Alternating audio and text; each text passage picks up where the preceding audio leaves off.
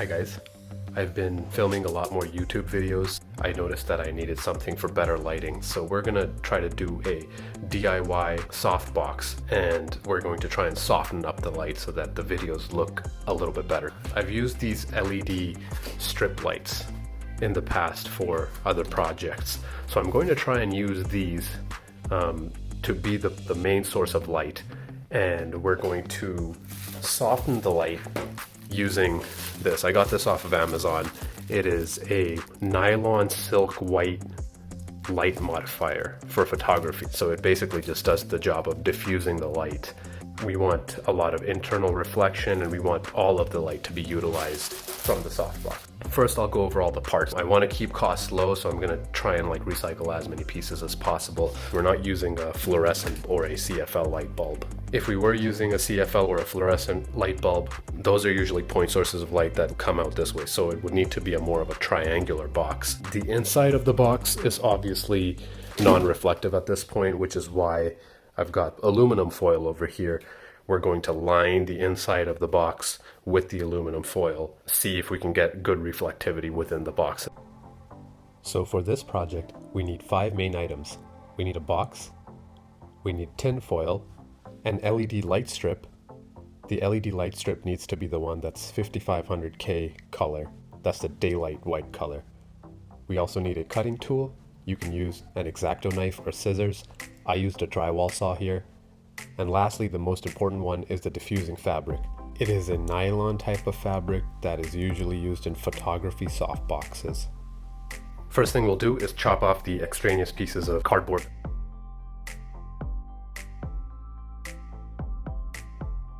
Next, we will use a pair of scissors just to clip off, the edges that we ripped off.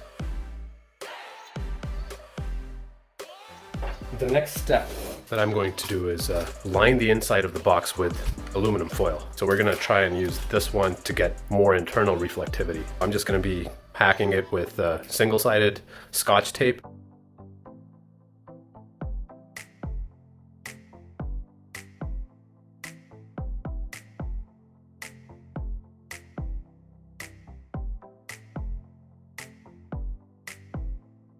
As we can see, it's already looking pretty good. The aluminum foil is stuck to the sides, and what we need to do next is we need to take out this LED strip light and figure out which configuration we can put in, how many strips we're going to put in, so that we have equidistant LEDs throughout the box. This will appear more diffused as it comes out of the silk screen.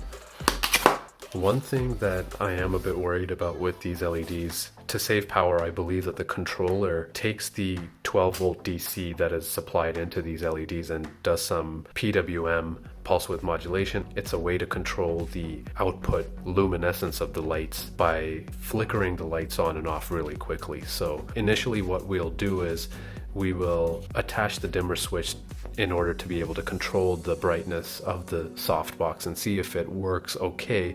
But if we do see a flicker in the camera, we'll have to remove the dimmer switch and see if that helps. As you guys can see, I have some of these LEDs wired up directly to the adapter in my pantry, and we see no flicker while they're on, so I think we should be good without the dimmer.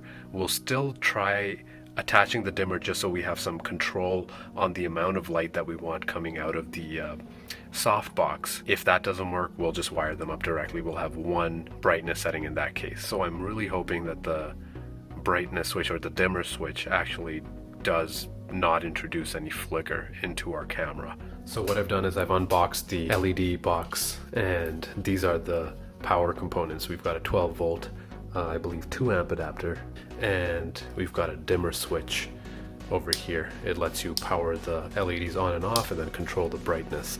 So this is not a regular dimmer switch that's based on a variable resistor. It's actually got an integrated circuit. Even though you cannot see it with the naked eye, the LEDs will actually be flickering. If you have a camera that's going at 60 frames per second or 30 frames per second, it might catch some of the flick. I'm actually going to take these LEDs and I'm going to wire them up and try the dimmer right now and see if we get that problem. We know from the pantry they're just directly wired into the adapter, so those are working fine with the camera. But let's try these. We'll start with the off position.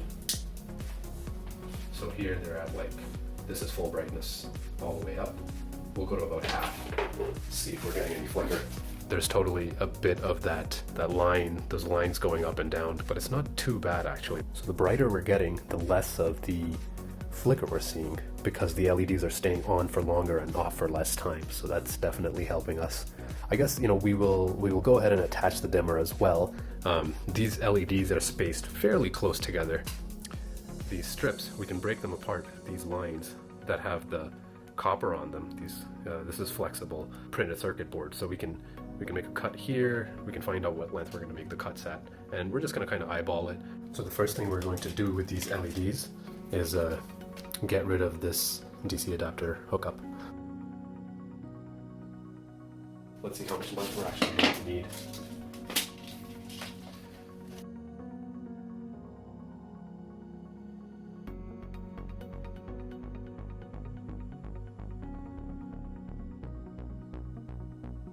Okay, so as you guys can see, the way I'll connect them in parallel is by just, you know, hooking up these white wires and connecting all the negatives together, all the positive ends together. The reason I'm going with all white wires is because I don't want any color. I just want all pure white light.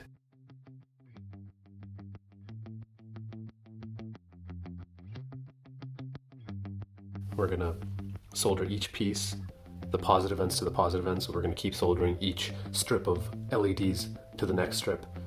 Positives to positive, negative to negative.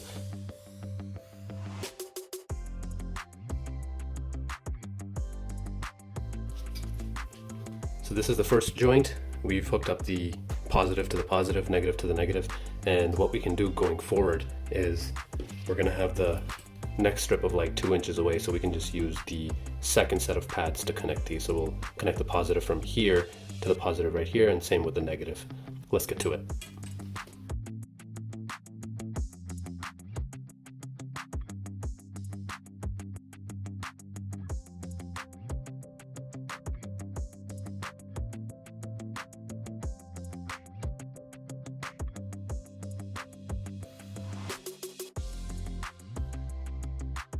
We have finished soldering our little pieces of wire. We've got all of our strips connected to each other. The final step is to actually take this last strip that's going to be at the bottom and solder longer wires onto the pads over here. So in the end, we are going to be connecting to this electrical adapter.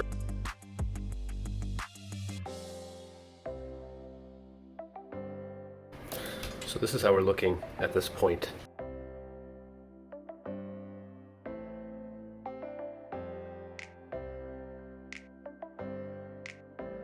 As you guys can see, messed up a little bit on the last one there, but you know, what can you do? The last set of wires that connect all of these strips together over here, so I'm going to try and get it out of perhaps like this corner down here.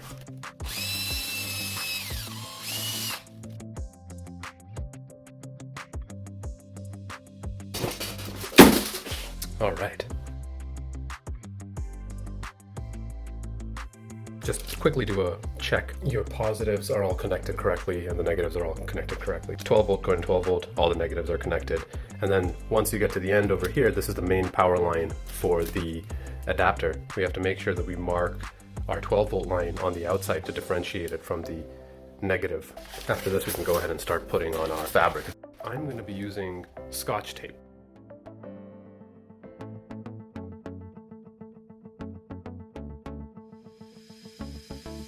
This initial piece of the LED tape that we chopped off, we're going to reuse this, attach it to the power line on the Softbox so we can plug it into the dimmer really easily. Chop this guy off and very carefully.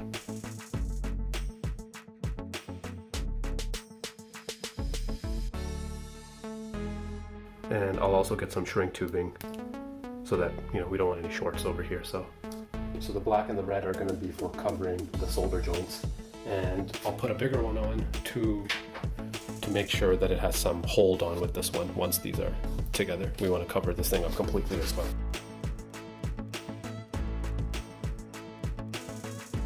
Makes the solder joint stick a lot longer that way.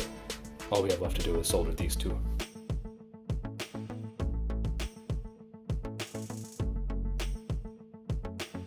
Get our heat gun. We'll just shrink the red one.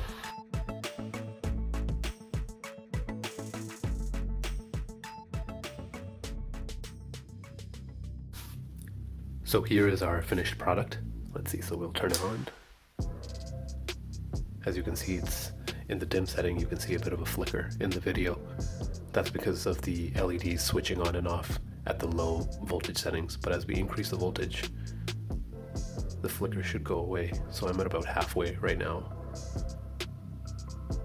And this is full brightness.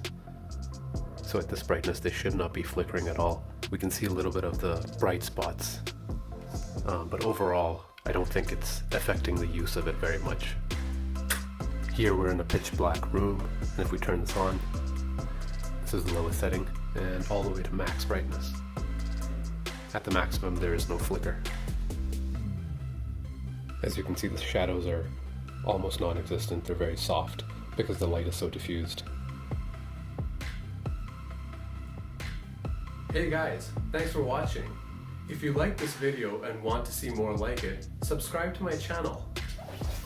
Till next time. Hello, bear.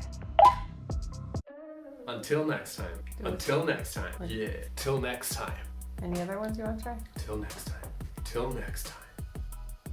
I'd like to introduce you guys to Crazy Hair McGee.